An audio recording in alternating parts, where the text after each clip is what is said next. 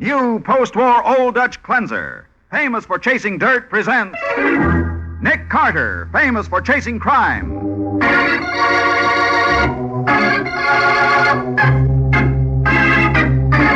Every week at this time, two great names are joined as new post-war Old Dutch cleanser brings you one of the most resourceful and daring characters in all detective fiction. Nick Carter, Master Detective.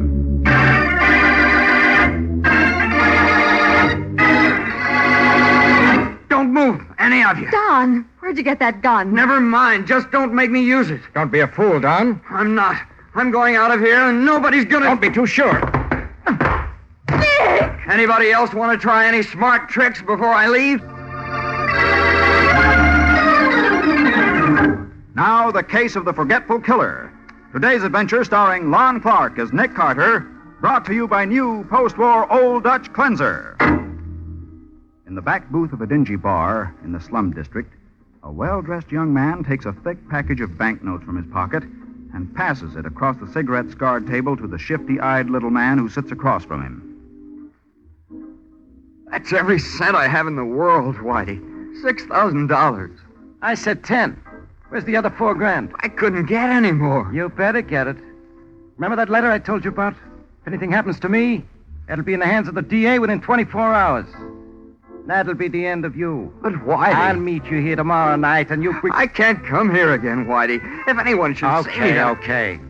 I'll phone you at the office, tell you where to bring it. But Whitey... Either I get the other $4,000 tomorrow night, or I go to the cops, and you go to the electric chair for murder.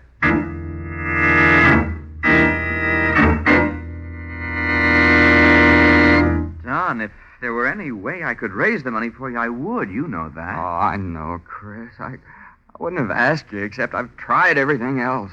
You're the only real friend I've got. Sure. Now, when you need me, I can't come through. Oh, I don't know what I'm going to do. Whitey phoned me about an hour ago. I promised to have the money at the corner of 1st and Water Streets at 1 o'clock tonight. I've got to have it there. But why, Don? What's he got on you? You can tell me. No, Chris, I don't want to talk about that. But if Whitey ever tells the cops who I really am, it's the end of everything. And that little rat's got me tied hand and foot. You mean that letter to the district attorney? Yes, but... Chris, do you think you could be lying about that letter? If I thought now, that... Don, you're not getting any crazy ideas, are you? Oh, I don't know. I don't know what I'm thinking. There's only one chance left. Yeah? Mr. Hughes gets back from Washington at 11 tonight. You'll never get him to part with $4,000. If I know our beloved employer, he'll never... But he's got to. It's my last hope. But what if he won't? Then I'll be waiting for Whitey, just the same. And it'll be a meeting he'll never forget.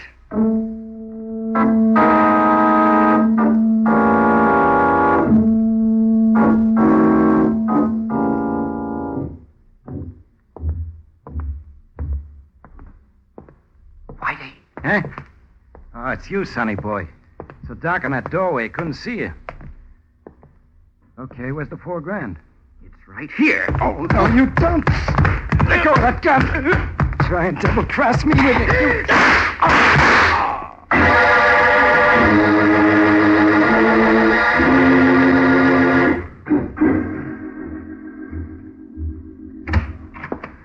Good morning, Matty. Oh, hi, Nick. Hello, Patsy. Good morning, Sergeant Matheson. Mr. Hughes, this is Nick Carter and Patsy Bowen. How do you do? Hello, Mr. Hughes. Well, thank goodness you're here at last. At last? Mr. Hughes, it's been exactly 17 minutes since Sergeant Matheson phoned and asked us to come down here to your office. I haven't even had my breakfast yet. What's this all about? Mr. Carter, my firm publishes children's and religious books. And notoriety, scandal, unfavorable publicity, anything like that can ruin us. You see, Nick, there was a murder in the waterfront district last night. Cheap little two-bit crook named Whitey Gear was shot to death. We found this slip of paper on Whitey's body. What? Why, that looks like one of those slips of paper they have in phone booths for people to write phone numbers on. That's what it is, Patsy. What's the connection, Matty? The phone number written on that paper is the number of the Hughes Publishing House. Oh, I see. Oh, hey, there's something else written here, too. Don Mason, 1 a.m., 1st Avenue and Water Street. Right. And Whitey was found dead at the corner of 1st and Water, shot to death about 1 a.m., according to the medical examiner. So Don Mason... Now, wait a minute. Who is this Don Mason? Oh, that, Mr. Carter, is the crux of the whole thing. Don Mason is my sales manager, and he's engaged to my daughter. Oh, I see. And you think Mason kept the appointment with Whitey and murdered him, huh? Well, of course, don't you? I wouldn't know, Matty. This slip of paper with Mason's name on it certainly doesn't convince me. Well, I don't get you. From what you tell me, I doubt that Whitey was the kind of man who'd make a memorandum about anything. Oh, phooey. He did it this time, and that's all I care about, Nick. Maybe. Look, Matty, has anybody else handled this piece of paper except you and me? I know. I took it off the body myself. Why? Then let's put it in an envelope and see that no one else does touch it. Uh-huh. Okay, if you want to. But there's another thing, Nick. Yeah? Whitey was a skinny little runt, but from the looks of things, he must have put up a whale of a fight before he was killed. We found a couple of gray wool threads under his fingernails, like from a gray tweed coat. And Whitey's coat was brown. Oh, then you think those threads came from the killer's coat during the struggle? Sure, Patsy. What else? Uh-huh. And Mr. Hughes here tells me Don Mason wears a gray tweed coat. And so do lots of other people, Matty. You must understand, Mr. Carter, this company simply cannot afford to have one of its executives accused of murder. Now, I want you to prove that Don had nothing to do with this Whitey person. But what if he did have? Well, then we'll publicize the fact that Hughes Publishing hired the best detective it could get to see justice done, even though the culprit is one of our own executives. That may help some. Well, how about it, Carter? Before I give you an answer, Mr. Hughes, I'd like to talk this over with Don Mason. He hasn't come down to the office yet, Nick. I was just waiting for you to get here before going over to his apartment after him. A good idea, Matty, except that he may leave for the office before we get to his place. Oh, I have an idea. Don shares an apartment with my star salesman, Chris Bentley. I could phone Chris, tell him to keep Don there until you arrive. Yeah, suppose you do that, Mr. Hughes. And unless he's got a mighty good alibi, that young fella's going to move to another apartment. A small one in the city jail.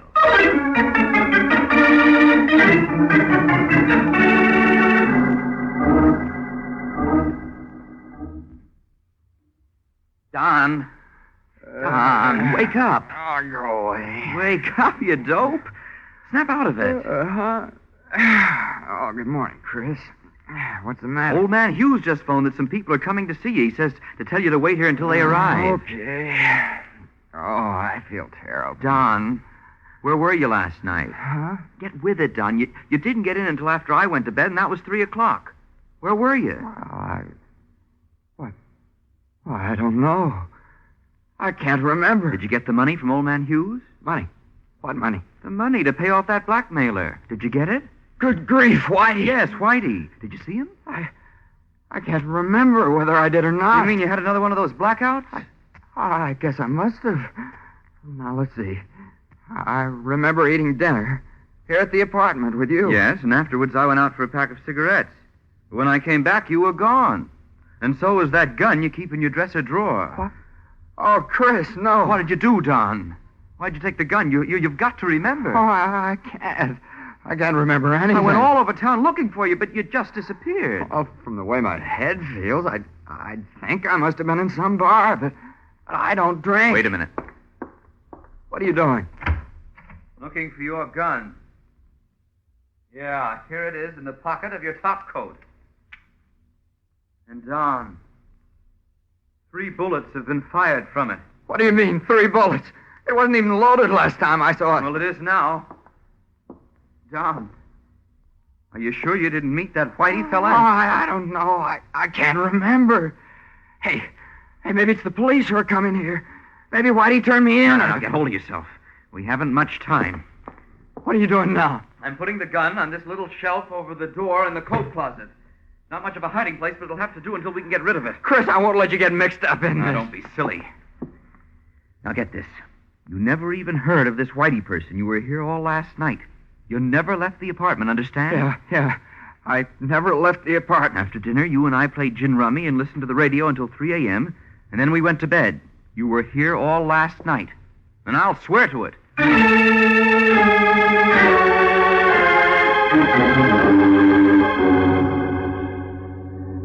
And you still say you didn't meet Whitey Gear at the corner of First and Water Streets last night, Mason? No, I never even heard of the guy, Sergeant. Then how come he had your name and phone number? I don't know. Can you prove where you were at 1 o'clock, Don? I was right here in the apartment. That's right, Mr. Carter. Don never stepped outside all last night. You'll swear to that? What? Well, sure I will.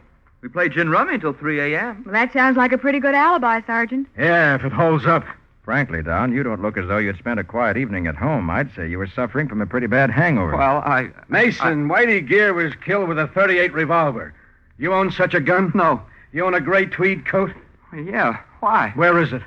Oh, it's in the closet, but I... All right. Don! Oh, darling, Daddy said you were in some kind of trouble. Don isn't in any trouble, Betty. No, honey, it's all right. Hey, wait a minute. Who's this? It's Betty Hughes, Don's fiancée. Say, you're looking fine, Betty. That's a new hairdo, isn't it? Of course not, Chris. But what did Daddy mean I by... guess it's just because I haven't seen you for so long. What are you talking about? You saw me only last night. But what was that? Chris came over to my house last night looking for Don. He said Don had disappeared, and he thought... Well... Don, something is wrong. Oh, you are in trouble, aren't you? You bet he is, Miss Hughes. So he was with you every minute last night, was he, Chris? Well, Now look, Sergeant, I'll talk to you later. Get your hat, Don. I'm taking you in for the murder of Whitey Gear. Now, Matty, are you sure you have enough of a case to justify an arrest? You bet I have, Nick. Why would he frame a phony alibi if he wasn't guilty? Oh, Chris, if I'd only known... I tried to tip you off, Betty, but I guess I was pretty clumsy about it. You ready, Don? Yeah, I got my hat. And I got this. Where'd you get that gun? Never mind. Just don't make me use it. Because if I do, somebody's going to get hurt. Unmindful of the fact that his action is practically a confession of guilt, Don stands near the door, holding Nick, Matty, and the others at the point of his gun. In just a moment, we'll see what happens next.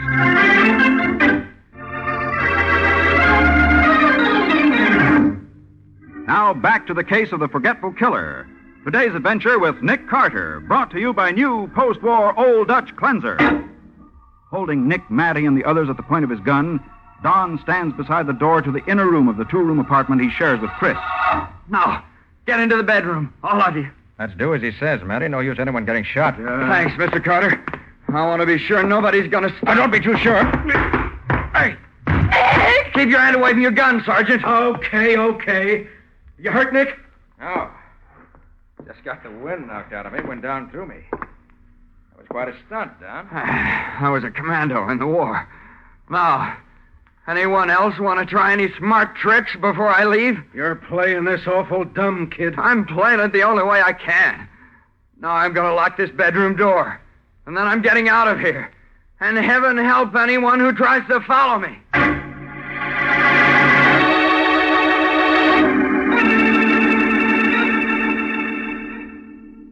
So you both just stood there and let him walk out, did you? A fine pair of detectives you turned out to be. They didn't just stand there. As soon as they heard the outside door close, Nick and Sergeant Matheson were after him. Yeah, but by the time we got the door unlocked, he was out of sight. He left his wallet in the dresser, along with some small change, keys, and so on. He won't get far without a cent in his pocket. Yeah, he left that gray tweed coat, too. I sent it down to the police lab. And if those threads under Whitey Gear's fingernails came from that coat, we'll know it in a couple of hours, Nick. That young scoundrel. When I think of all I did for him. What did you do for Don, Mr. Hughes? Why, I gave him a job, didn't I? You even promoted him to be sales manager when he wasn't in line for the job, simply because Betty was in love with him. Well, I guess she sees a mistake now. I doubt it. When a girl's in love... Oh, love fiddlesticks. Before he came along, it was Chris. For him, somebody else. How long has Don worked for you? Ever since he came here from Toronto, 1942. He was just out of the Canadian Army. I thought I was being patriotic by helping a disabled veteran. Disabled? Yeah. There wasn't anything disabled about the way he threw me clear across that room. It was a head wound. That's why they discharged him from the Army. He used to have periods when he'd black out completely. He couldn't remember where he'd been or what he'd done for hours at a time, even days. That hasn't happened for a year or so now. Well, according to Chris, it happened last night. That's why Chris tried to give him an alibi. He said whatever Don did, he wasn't responsible. Oh, the guy's just getting ready for a plea of temporary insanity, Nick. But he won't get away with it. Maybe he will, Matty. Unless you can prove a motive. I'll prove the motive. Don't you worry about that. It seems to me the first thing you've got to do is catch him. Yeah, well, I'll do that, too. Every cop in town is on the lookout for him, and 5 will get you 10. We have him rounded up inside of 24 hours.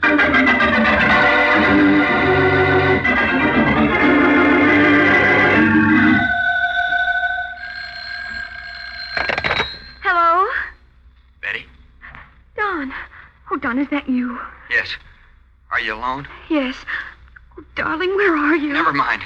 Betty, I need help. And I don't dare try to get in touch with Chris. The cops are sure to be watching the apartment. If there's anything I can do. There is. I've got to have some money so I can get out of town. A couple of $100. I'll get it. I'll bring it to you. No, I won't let you take any chances. Give the money to Chris. Tell him I'll be waiting in the freight yards at the foot of 68th Street at midnight.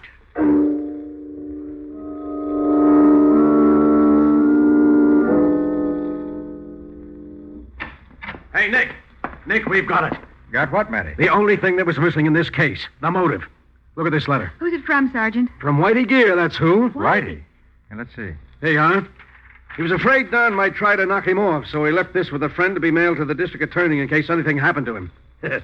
DA got it in the mail about an hour ago. What are those newspaper clippings, Nick? I don't know yet. Dated Portland, Oregon, 1939. It's all there, even a picture of Don Mason.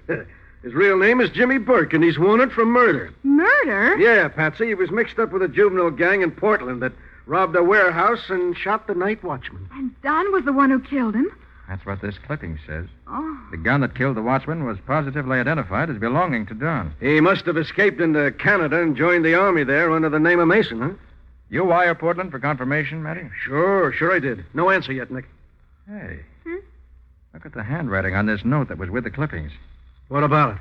Well, that's Whitey Gear's handwriting. At least his name is signed to it. So what?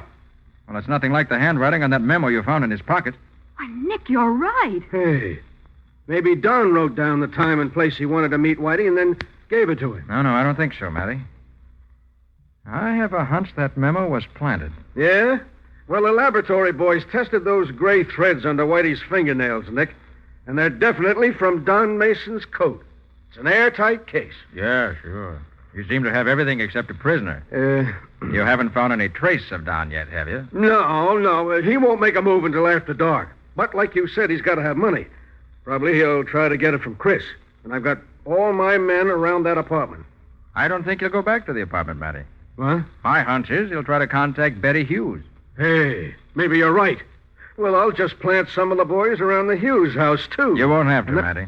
I phoned Walter McGlynn. He's watching the place now. Oh, well, okay. Then we got him, no matter which way he jumps.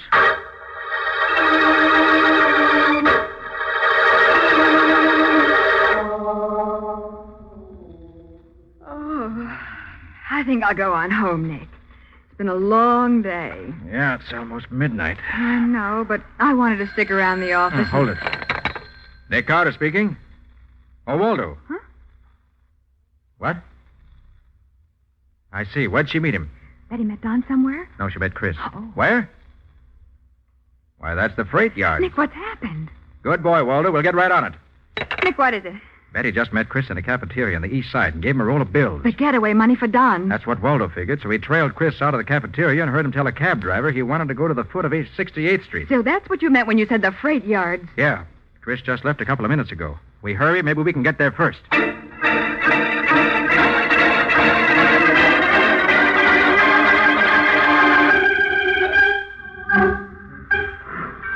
Nick, that was Chris ahead of us. I know it was. Yeah, I got a good look at him when he passed under the light. Where'd he go to? Maybe he went around the other side of this boxcar. There are a couple of 100 boxcars in this part of the yards. You can stop right where you are, Carter. Don! Thank heaven we found you, Don. I was afraid you'd Save get it. Chris? Yeah, Don? Get his gun. Okay. Now, wait a minute, Chris. You're in trouble already. You help him now, that's going to make you equally guilty. Well, what can I do, Mr. Carter? Don's making me do this at the point of a gun. Aren't you, Don? Sure I am. You got it? You bet. Don, listen to me. Don't be a fool. You give yourself up, I think I can prove you're innocent. Innocent? But I'm not. I killed Whitey because he was blackmailing me. I must have. Do you remember killing him? Oh, no, I don't remember anything that happened last night, but I don't think you did kill him, Don. In fact, I'm positive you didn't. Don't listen to him, Don. It's a trick. Look, Don, there's only one person who knew where and when you were going to meet Whitey. Only one person who could have drugged you. Drugged me? Yes, drugged you. That's why you thought you had a hangover this morning. So that's it. This person drugged you, then kept your appointment with Whitey wearing your gray tweed coat. Chris, it was you. Okay, let's quit playing games. You Drop your met gun, Whitey. You met Whitey and you killed If you him. don't drop your gun, stupid, I'm going to use this gun I took from Carter. Okay. Now you're being sensible. But I don't get it. You were my friend. I trusted you. Sure, I was your friend. I didn't mind a bit when you got the sales manager job I should have had, and I was tickled to death when you took my girl away from me. So that's it. Sure. With you out of the way, I'll be the new sales manager. And I'll be the boss's son-in-law, too. Someday I'll own the whole business. You're going to have to work awfully fast to do all that before you go to the chair for killing Whitey, aren't you, Chris? Who's going to send me to the chair? Not any of you three. Because when Carter and Don get through fighting it out, I'm afraid there won't be any survivors. What are you talking about? It'll be easy, Carter. I've got your gun to shoot Don with, and then I'll take his gun to finish off you and Miss Bowen. Chris, you're crazy. The cops will think Carter tried to arrest you and you shot it out. Why, that's ridiculous. Someone will hear the shot. That freight engine is going to pass on the other side of this boxcar in a few seconds. It'll make enough noise to cover anything, even gunshots.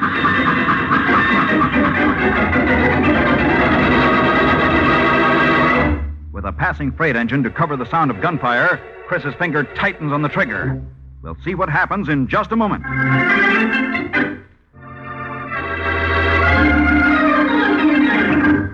Now for the conclusion of the case of the Forgetful Killer. Today's adventure with Nick Carter, brought to you by new post-war Old Dutch Cleanser. In the freight yards at the foot of 68th Street, Chris Bentley is holding Nick, Patsy, and Don Mason at the point of a gun, waiting only for the noise of an approaching engine to cover the sound of his shot before he fires. Here's the engine. So get ready. You first, Don, old pal. What the? Hold it, Chris. Nick, it's Sergeant Matheson. Unless you want me to point this Tommy gun lower the next time. About time you got here, Matty. I started as soon as I got your phone call, Nick. You're not going to take me in? Nick, he's getting away. Not so fast, chum. There. That'll hold you for a while. Good work, Don. Holy mackerel, Don. What did you do to it? Didn't you recognize that stunt, Matty? It's the same one he used on me. And I can tell you from experience that Chris isn't going to do any more running away. Not for a minute or two.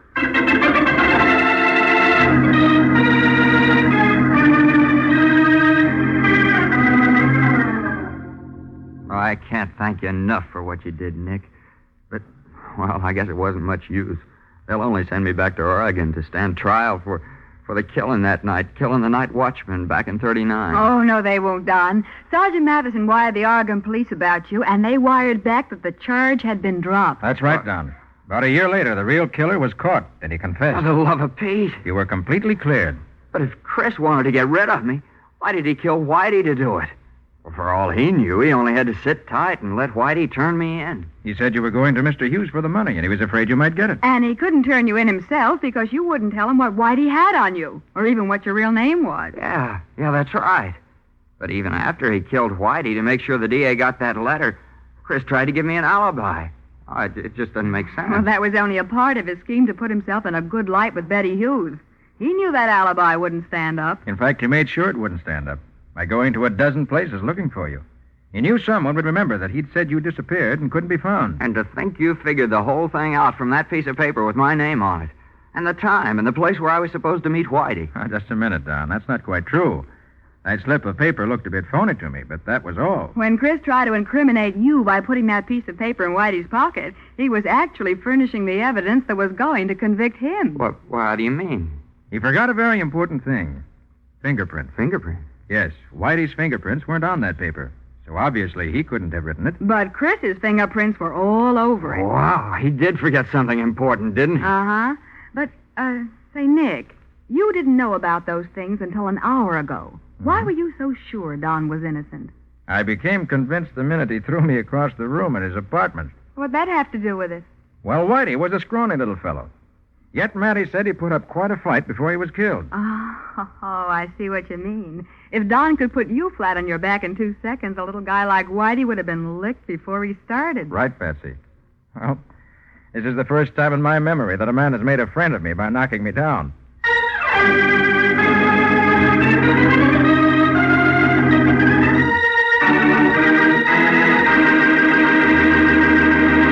How about the adventure new post-war Old Dutch Cleanser is going to bring us next week, Nick? Well, Ralph, it's about a young fellow who wanted to buy his wife a diamond ring and almost bought himself a one-way ticket to the electric chair instead. And he completely ruined my new look, not to mention almost giving me pneumonia. Well, that was my fault. You see, Ralph, the only way I could keep Patsy from being shot was by pouring cold water on her. Sounds as though you had a rough time, Patsy. Well, I did. What do you call this adventure, Nick? I call it The Case of the Clue Called X.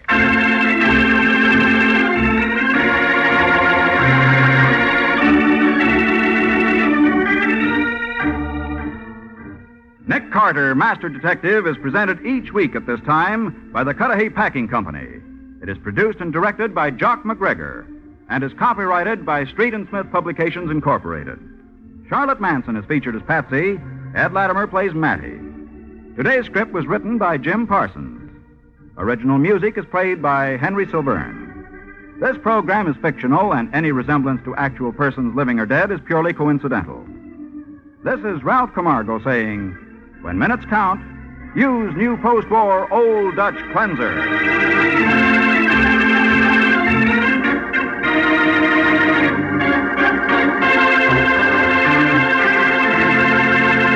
This is the Mutual Broadcasting System.